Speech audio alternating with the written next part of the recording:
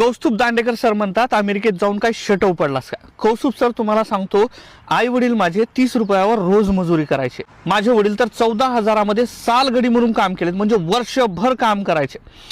तुम्हाला सर्वांना सांगू इच्छितो, अशा नपुंसक विचारसरणीच्या लोकांपासून दूर राहायचं. हे तुम्हाला सांगतील की शिक्षण घेऊन काय होणार आहे, हे तुम्हाला सांगतील जॉब करून काय मिळणार आहे, हे तुम्हाला सांगतील प्रायव्हेट जॉबमध्ये काही राहिलं नाही, हे तुम्हाला सांगतील 4-2 घास मायबापासोबत सुखाचे खा तुम्हाला समाधान मिळेल.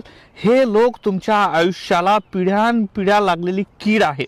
त्याच्यामुळे अशा लोकांपासून दूर राहायचं.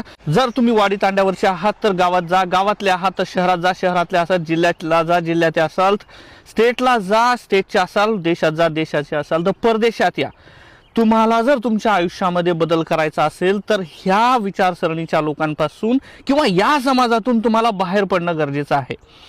आज जे मी आयुष्यमान जगत आहे हे माझ्या मेहनतीचं आहे आणि मी अशा नपुंसक विचारसरणीच्या लोकांपासून दूर राहिल्यामुळं हे साध्य झालेलं आहे. आणि मला तुम्हा सर्वांना हेच सांगायचं आहे, शिक्षणाशिवाय तुमच्याकडे पर्याय नाही. तुम्ही काहीही करा, तुमच्यात काहीच बदल घडू नाही शकत. बाकी कौस्तुभ सर, मी समाधानी आहे. आशा करतो तुम्हीही समाधानी राहाल. काही शिक्षणासंदर्भात माहिती लागली तर मी सदैव तयार आहे तुम्हाला मदत करायला. Thank you so much.